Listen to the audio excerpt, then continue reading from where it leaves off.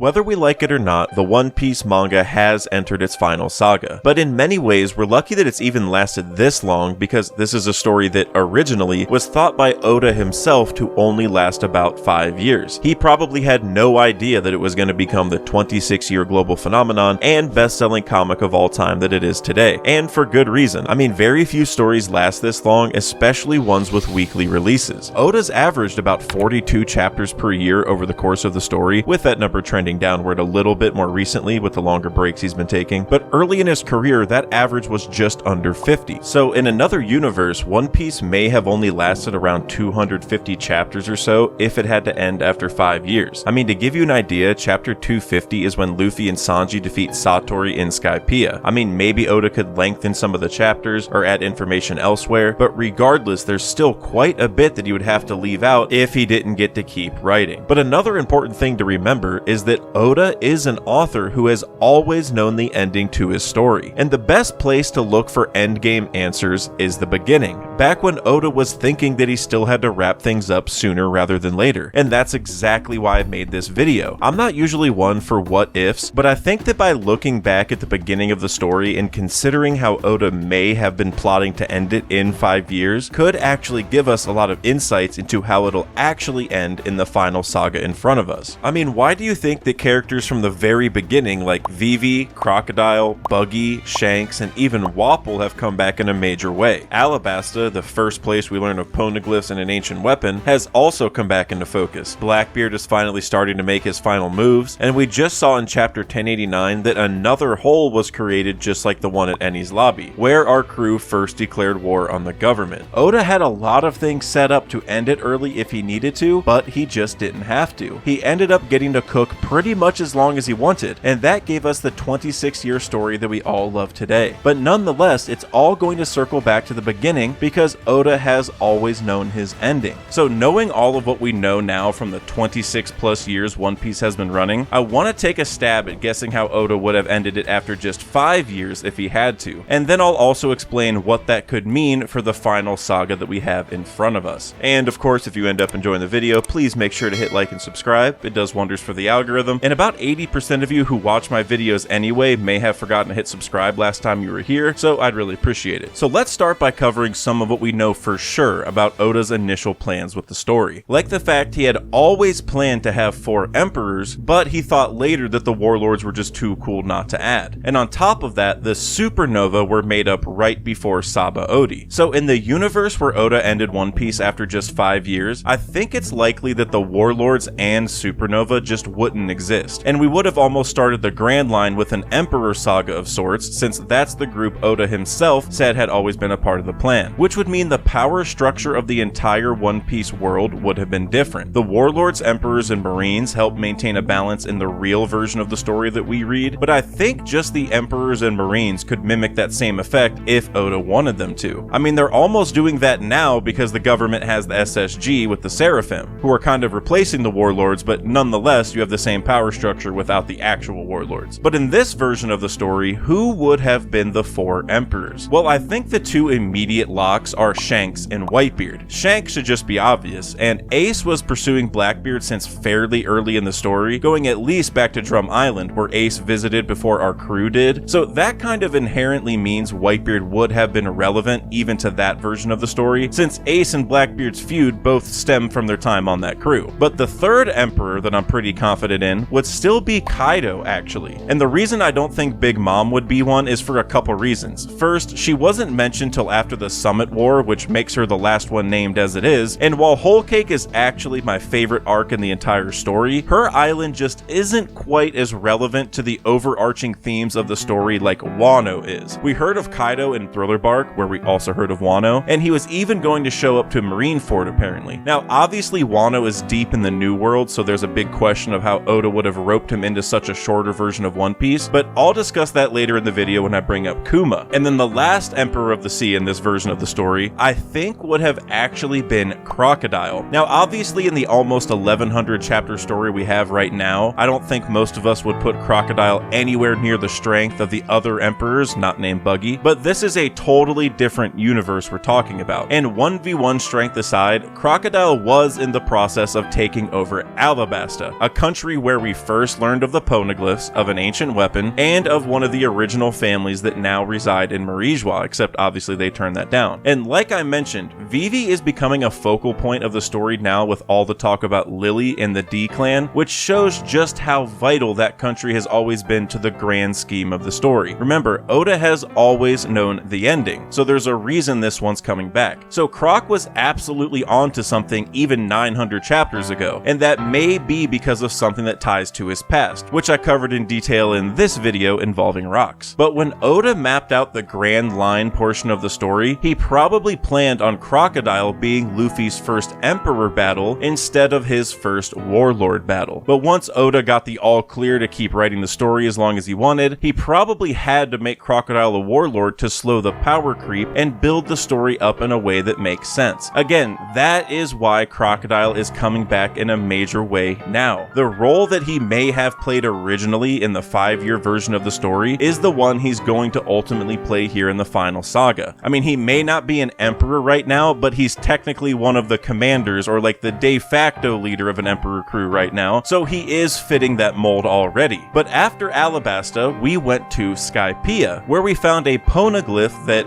over the last 400 years, had only been found by Roger. This is the same guy who's the only person to find Laugh-Tale in the last 800 years. I mean, of all the Poneglyphs he found, the only one he left a message at was the one in Skypiea, and the message said that he would guide that passage to the ends of the world. Even Enel, who was the supposed god of Skypiea, didn't know the Poneglyph was up there until Robin said something about it. If Oda was truly going to end One Piece in 250 to maybe 300 chapters or so, then I think Skypiea would have been the perfect place to have the one and only single road Poneglyph. Of course, in our version, there are 4 of those, but Oda could have done whatever he wanted back then. And with a short timeline to finish the story, it would make sense to find the path to Laugh-Tale somewhere around this time. And what better place to put that than the sky? The entire point of Jaya and meeting Blackbeard, who is likely the main pirate antagonist in the story, was to highlight how important it was to follow your dreams even when other people laugh at it. Going to the sky was an absurd idea to most people, but Luffy still went for it. The main reason he did so was to ring the bell and clear the Mont Blanc name, to find the city of gold that the government tried to write books about to dissuade people from even searching for. Even by One Piece standards, it's crazy to see an island get launched into the sky. And for the bell and Poneglyph to go to the top of Giant Jack specifically. Nobody ever found that thing until Roger showed up. Enel took the gold from the rest of the city, but never looked up for the bell, which is kind of ironic because the Blue Sea people never thought to look up for Skypiea, and the Skypeans never thought to look up for the bell and the Poneglyph. For so many reasons, I think this arc was originally meant to be about Luffy finding the path to Laugh-Tale. We also first heard of the Sun God here, we saw Luffy in the Nika pose for the first time here, even the idea of a Klabautermond was introduced here, which is kind of a supernatural thing. The leaders were called gods, just like the Celestial Dragons are called, and the Skypeans, Shandorians, and Birkins were all originally from the moon, which had a lot of advanced technology involved there, potentially somewhat like the Ancient Kingdom had. So at this point, after finding the way to Laugh-Tale, Luffy would have needed to go finish his dream and get the One Piece. And that's why the next island was Long Ring Longland, the only place we've ever heard the name Davy Jones. But as I mentioned before, Oda would be around 250 to 300 chapters after 5 years, and Long Ring Longland doesn't even start till chapter 303. So I think this is the perfect spot to just pause for a moment and briefly discuss how things could have been shrunken down before this point to fit the timeline that I mentioned. And for the most part, I think the first 100 chapters would be basically the same. Oda likely wrote most of those assuming he still had to end the story in 5 years anyway, and the anime came out just a few months after Logtown, which bolstered its popularity quite a bit and likely helped Oda's case to keep writing as long as he wanted. And that also probably means the geography of the One Piece world would be mostly the same, with the Red Line still dividing the world into the 4 blues, Grand Line, calm belts, etc. So at least logistically, the journey in the shorter version of the story would probably be kind of similar to what we actually saw in the pre-time skip, just shrunken down. So it's really after Reverse Mountain that we need to start thinking about how Oda would rework things to end in just another 150 to 200 chapters. And to start, I don't think we'd really need Whiskey Peak whatsoever. It served as a way to introduce Baroque works in the Alabasta saga, but we already had that a little bit in Reverse Mountain, and that continued in Little Garden. But Little Garden Garden is also where we meet our first giants and hear of Elbaf, so that one's a lot more necessary. I would even argue that Oda could cut out some of the Mr. 3 candle stuff in Little Garden, since that took a whole 6 chapters by itself, which is actually a good amount of time at this point in the story. So removing Whiskey Peak and shortening Little Garden would cut off around 12 chapters right away, while still keeping all the major elements like the Baroque Works intro, Sanji talking to Crocodile, Elbaf introduction, and so forth. But then we moved on to Drum Island, which actually introduced to us so many different things that are yet again becoming more important in the final saga. This is where we learned about the Will of D and Gold Roger's true name, the Reverie and Dragon's threat to the government, Zone Fruits, which was the last of the 3 to be shown, a human fruit, which we now know Luffy's fruit is a mythical model of, Kureha having some secret to her youth, while we just learned Emu may be around 800 years old. We met Wapol, who just saw what happened to Cobra, and we were even introduced to Ace's conflict with Blackbeard. I mentioned before how there wouldn't be warlords in the shorter version of the story, so Blackbeard and Ace's conflict would have likely gone a lot differently. Without a warlord position to leverage Luffy or Ace for, maybe Blackbeard would have just killed Ace outright for a bounty, like his crew may be doing with Garp to the Cross Guild right now. In both instances, Blackbeard could be exchanging Luffy's family for money, so I don't think Drum Island would have been shortened very much, if at all, because it was just jam-packed with endgame elements. Not to mention the Here You Luck flashback is still one of the best in the entire story, so I doubt Oda would get rid of that at all. So maybe he saves a few chapters here and there, but this would actually be pretty similar even in a 5-year version of One Piece, I think. But after that was of course Alabasta, which I already discussed in detail from Crocodile's perspective, but from a more macro point of view, I think this arc would fill a similar purpose to Wano actually, which is the arc that kind of led us right into the current final saga. So in a 5-year version, Alabasta would have probably led to one as well. Alabasta had the Pluton Poneglyph, while Wano had the actual Pluton. Croc was Luffy's first warlord,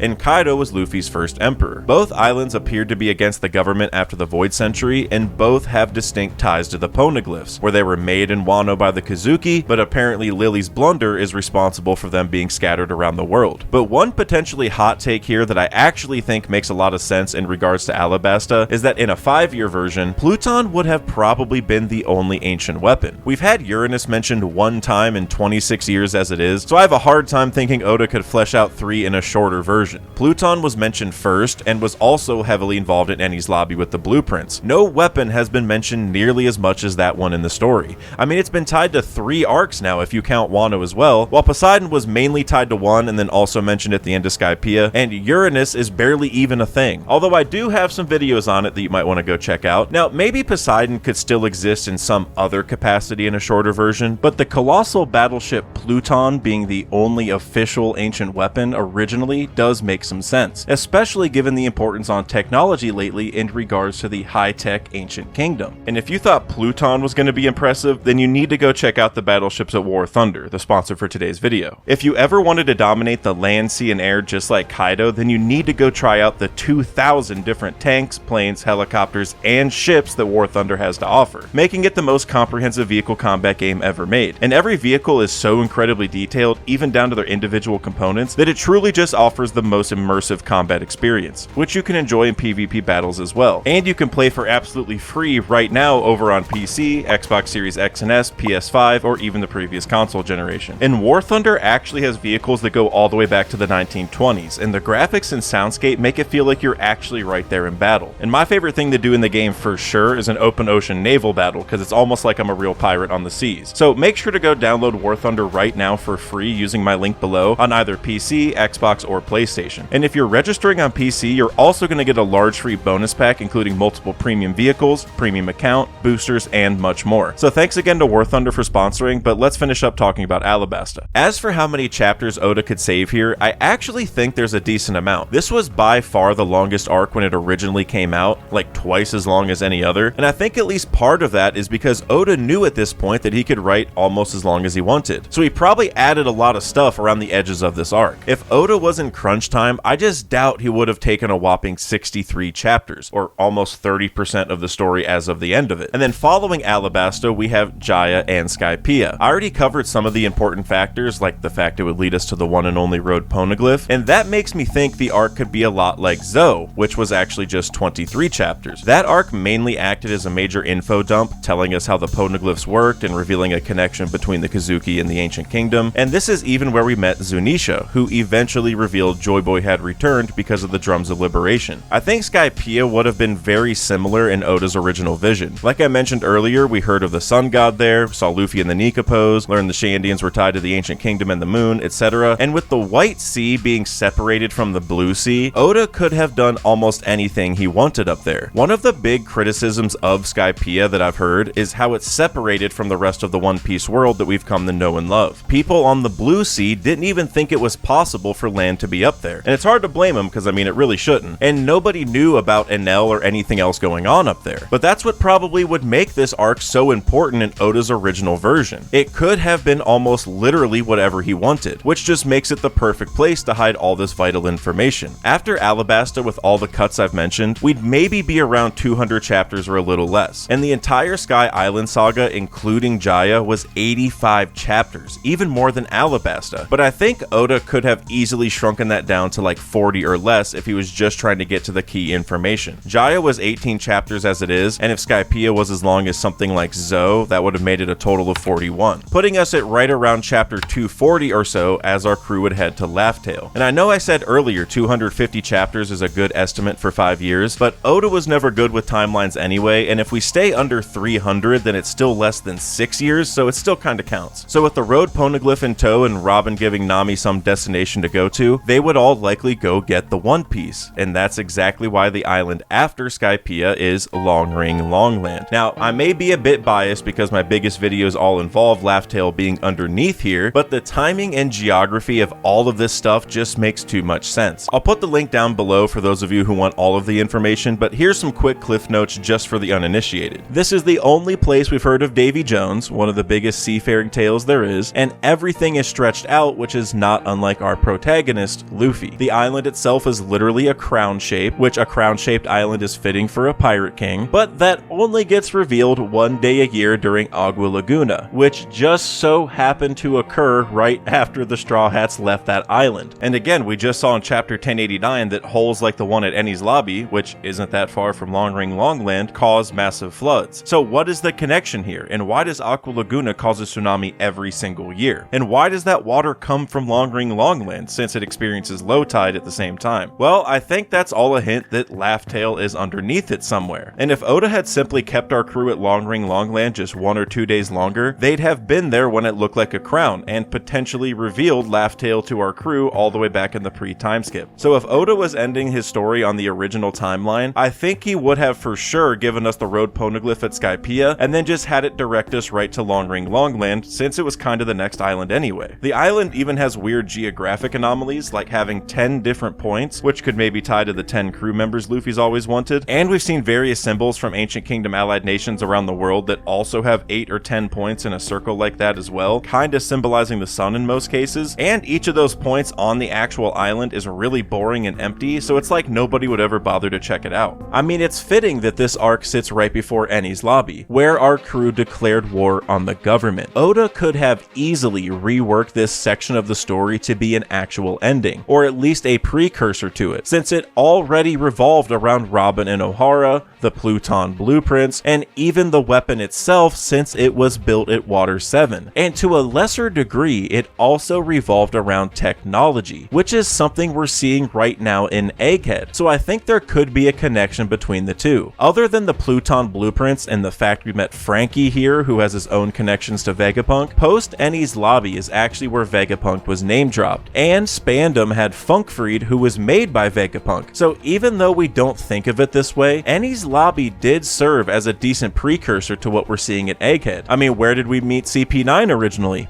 Enies Lobby. Where are they now? Egghead, or at least some of them. And what did we learn about right away in Egghead? Light, because of the holograms and the photonic gloves. And what's one of the weird things about Enies Lobby? There's daylight 24/7. Kobe was actually the first one to mention Vegapunk. Even he's being involved right now, but just over at Hachinosu, which does connect to Egghead a little bit, since earlier Helmeppo mentioned stopping over at Egghead to get Seraphim to help. We even learned that the Mother Flame created a hole at Lucia very similar to the one under Enies Lobby, and that's a weapon that was made by at least one of the Vegapunks. years. So there's no doubt to me that what Oda is accomplishing right now at Egghead may have just been covered within Enies' lobby in his original vision of the story. Vegapunk is also very knowledgeable about devil fruits, including Luffy's fruit that he recently awakened during Wano, since he told us that the Gomu Gomu was never found in even the oldest encyclopedia. And he even gave us more details about the Warrior of Liberation, all while Luffy was fighting Lucci, someone who Luffy famously defeated in Enies' lobby, which is still my favorite fight in the series, by the way. I mean, the first time Luffy ever used any gear in the entire story was in Enies' lobby, when he used Gear 2nd against Blueno, and we also saw Gear 3rd against Lucci. The fact the gear system really took off in Enies' lobby makes me think that this is where Oda originally would have had Luffy awaken into Gear 5th if he didn't get to keep writing. These zany Looney Tunes-esque powers connected to the Sun God had to be part of his original plan from the get-go, and the only other time in the story that would have made sense up to this point would be Skypiea, since that's where we hear of gods and stuff anyway. But overall, I think it just makes more sense to use Skypiea as a foreshadow to the powers, somewhat like they are in the real story right now after he awakened in Wano, and if Oda had to end the story in 5 years, then having Luffy awaken at Enies' lobby on the government's turf in what would be a true attempt to take on the government would just be the perfect way to go about it. But the thing is, I don't think they would be successful on their first attempt, because Imu is also something that Oda likely has had planned since very early on. And what better time to bring out Imu than after Joy Boy reveals themselves at Enies' lobby, especially considering the fact Imu was the one to make the official call to wipe out Leloucia to make that new hole. So I think that much like we saw at Sabaody, and like we might see at Egghead now, honestly, I think the crew would lose on their first try. This would be their chance to learn what they're really up against and that they need to get stronger somehow. So sticking with that entire technology theme that I've laid out already, I almost think they would have to be saved by Kuma there instead of Sabaody, which may not even be an arc at all in Oda's original vision. And this is where things get really interesting, I think. Going back to that estimated chapter count from earlier, we'd be around 240 to maybe 250 once we leave Laugh Tale and aim to take down the government. It really depends how long of a flashback Oda wants to show us, which it could be really long, but remember, we're in a much shorter version of the story at this point, so it's kind of hard to tell. So let's say we're around 250. But we also know that Oda has always wanted to have a massive war at the end of One Piece. So how could we possibly visit some of the remaining islands in One Piece and recruit those forces for a massive war with the time that we have left? Well, the answer would have to be Kuma. Instead of slapping the crew to different islands to train over the time skip, I think you would have slapped them to places to recruit allies for a final war. And it would give us a chance to briefly see what those islands look like and their cultures and things like that. Maybe Luffy would go to Wano, maybe Usopp goes to Elbaf, Robin meets with the revolutionaries, etc. And they all tell those countries the truth that they learned and try to recruit them to fight alongside them in the final war. This would give us a chance to get a glimpse of all these different islands, but also amass a massive fleet that can challenge the government in a pretty quick amount of time. I mean, think about what we saw at Marineford, but forces from literally all over the world are meeting up, all to get behind our boy Luffy, who would be the Pirate King at this point. This could show that the Pirate King isn't just a moniker, but it actually holds weight because other pirates are following him. And this is probably something we're gonna get in the real story eventually. But our crew wouldn't be the only one assembling their forces, because both Imu and Blackbeard would be preparing their forces as well. And that's exactly why the arc after Enies' lobby is Thriller Bark. And it involved Moria, who has shadow powers. That's an interesting connection, at least to me, to Imu's powers, which seem to be kind of shadow-esque. And maybe even Blackbeard's dark abilities. At least aesthetically, there's a lot of similarities between all of them. But I'll talk more about Blackbeard in a moment, because there's a lot more to say about Imu in regards to Thriller Bark. Like, both Moria and Imu seem to have a giant freezer, one that holds oars and ones that's holding a giant straw hat. And he even tried putting a hat on his head at one point, so that could be its own connection. But I mean, Thriller Bark is also where we met Brook,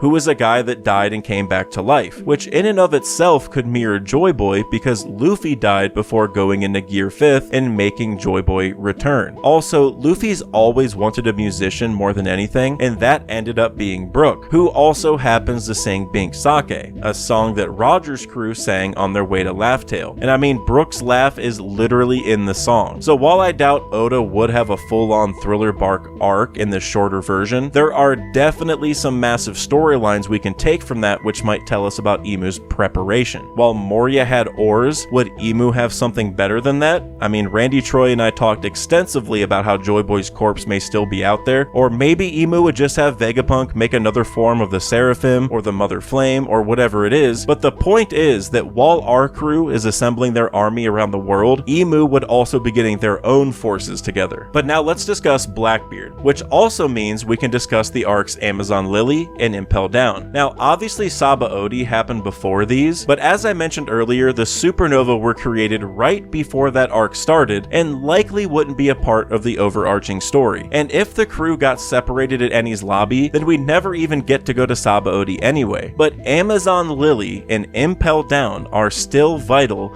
because they're involved in Blackbeard's power-ups. Obviously Blackbeard didn't go to Amazon Lily in the pre-time skip, but in the post-time skip, we know he tried to get Boa's fruit, and that cascaded into this entire Hachinosu situation with Kobe and Garp. There's a reason he wants her powers. When he said, if the Marines aren't gonna take it, then I will, in chapter 956, he was referring to Boa's fruit. That might be a big reason why he's taking a stake in Egghead because of S-Snake, or even Vegapunk, who knows a lot about kinda cheating with the Devil Fruit system. So instead of Amazon Lily being what it was in the pre-time skip, I think Oda would have had Blackbeard go there and just enact his plan that we're seeing now. While Luffy is getting his army and Emu is making whatever kind of preparations on their end, Blackbeard would basically be doing the same and doing what he's doing right now in the final saga. But then Impel Down would also be important. Like I said earlier, there wouldn't be warlords in this version, so Blackbeard wouldn't get the same kind of access that he did before, but nonetheless, I think he'd have to go there because half of his crew right now are level 6 prisoners. Fitting right in line with this Blackbeard power-up theme during this stretch of the story, Blackbeard could have also gotten his crew at this point. Then, once we get to the actual final war, maybe he does pretty much what he did in Marineford. Sneak in last second,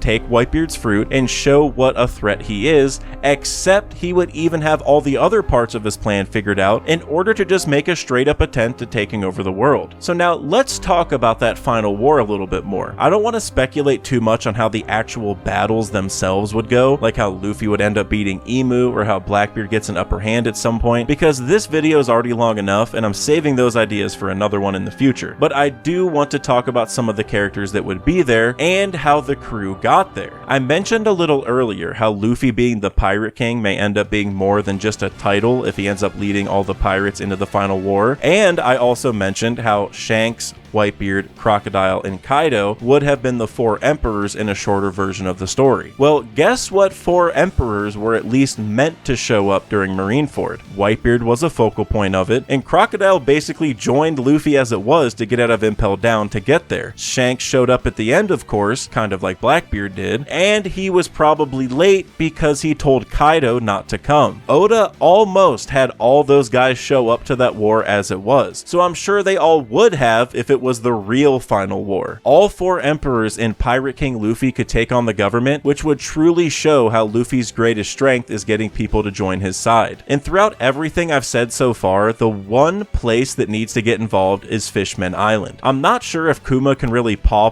people into the ocean like that, since they'd probably drown because it takes a while, so involving that island seems like a challenge. But that's where Shiarli's prophecy comes into play. Obviously we didn't learn about that till post time skip, but I think the prophecy she saw is something that was always meant to happen in Oda's planning, and it's probably because the Red Line will get destroyed, causing debris to fall down to Fishman Island, but also taking out the land of Marijois. I mean, the thing that kicks off the final war in this version may just be the Red Line getting destroyed in the first place, because of the ancient weapon Pluton. The government has always feared the ancient weapons, and I would argue they feared Pluton more than any other. Now maybe that's just because it's mentioned the most, but still. And like I mentioned earlier, it may have been planned to be the only one originally, and that's probably because it's the only one that can destroy where they live. And something that really surprised me was Marineford was only 30 chapters. I talked earlier about how Thriller Bark, Sabaody, Amazon Lily, and Impel Down could have basically just been a preparation period for all the main players instead of completely separate arcs. So instead of the 108 chapter all those arcs took, I could easily see that just being 20 to 30, honestly. So let's say those two sections combined would be like 50. story. Obviously, I've just been estimating here, but my goal was only to give an example of how the story could have at least semi-realistically been shrunken down to fit Oda's original vision. And most importantly, if the story did pan out even close to how I just outlined, there are probably some important things that we can take from it that will help us think about the final saga right in front of us. And the first thing is the order of events, that going to Laugh Tale before starting a war is likely. And some of you might already be thinking that was kind of obvious, and I would kind of agree with you, but Oda did say a couple years ago that the series will end because the most exciting part of Luffy's adventure, being the story of what is the One Piece, will come to its conclusion, which has fueled a lot of theories that things may not end as obviously as we think. But looking at how the story was set up at the beginning and kind of the sequentiality of the islands, it certainly seems like Laugh Tale would be first. And that leads me to another interesting observation. If all these major events from pre-time skip are still paramount to the end of the story, then we will need to revisit most of them. And that mirrors Roger's journey quite a bit because he had to sail the Grand Line a second time after finding Lodestar Island, and then almost did it again after finding Odin. Luffy might have to do the same thing in order to finish his story. We saw in chapter 1089 that Makino's kid is becoming a big fan of Luffy because of all the pictures of him in the paper, so Oda is clearly creating another Shanks and Luffy parallel here, where a kid from the same bar Luffy met Shanks at is now becoming a fan of him. This is almost a mirror of what we just saw in Elbaf, where a giant child was a big fan of Shanks. So Oda is clearly setting up the next generation kind of in a way. Not that I think there's going to be a two-piece or anything, but it does seem like he's setting that up even if it's just a cool little thing to do. But wouldn't that hit a lot harder if Luffy actually met this kid? If we run back through all of our old islands, including the East Blue even, then Luffy meeting a kid from the next generation that he could influence would be the perfect way to wrap this up as he goes into the final war. I mean, yes, Luffy getting the One Piece and becoming the Pirate King is what we've all wanted, but as we all know, inherited will is an incredibly important layer to the story. So to see that not only has Luffy gotten to a point where he can actually accomplish those dreams, but he can also influence a kid like he once was to do the same, would show just how far he's truly made it. And as they go through the East Blue and through the Grand Line, everyone will probably be in awe at what the crew has accomplished over the last few years, growing into a true Emperor crew. And then if we look at the islands that would come after the East Blue, we definitely need to see Laboon. We will probably need to learn some stuff from Kureha at some point at Drum Island, since she knows something about the Will of D, as well as her secret to old age, since Imu was hinted to be 800 years old. And then Alabasta is already becoming increasingly important, so visiting there is definitely possible. And there are a lot of interesting things to figure out at Jaya as well. Remember the maps that they found? We still need to figure out if there's anything going on with the other missing eye. And then obviously, if Laugh Tale is near Long Ring Longland, we would literally have to go back there. And I don't see any way that Oda wouldn't explain the hole at Enies lobby at some point either, or even the monsters at Thriller Bark. Almost every island we visited in the pre-time skip has at least a small reason to be revisited from a reader's perspective, and I'd argue some of them need to be revisited physically by the crew as well. So I bet that eventually we will almost redo the first part of the Grand Line, but Oda will show it to us in a way that kind of displays the crew's growth. They will be welcomed by each of these islands because they've made friends with them, but it will also be a lot different because it's an Emperor's crew. And what else I would say is that if you're someone who likes making theories, the best place to look is early in the story. The beginning is and always will be the best source for ideas about the ending, because Oda is an author who's written probably every chapter knowing the final chapters. And don't forget to use my link below to check out War Thunder for free on PC, PlayStation, and Xbox. And don't forget that if you're registering on PC, you're also going to get a large free bonus pack that includes multiple premium vehicles, premium account, boosters, and much more. If you enjoyed the video, please make sure to hit like and subscribe. It really is the best way to help with the algorithm. And YouTube told me that you might enjoy one of these two videos on the screen right here.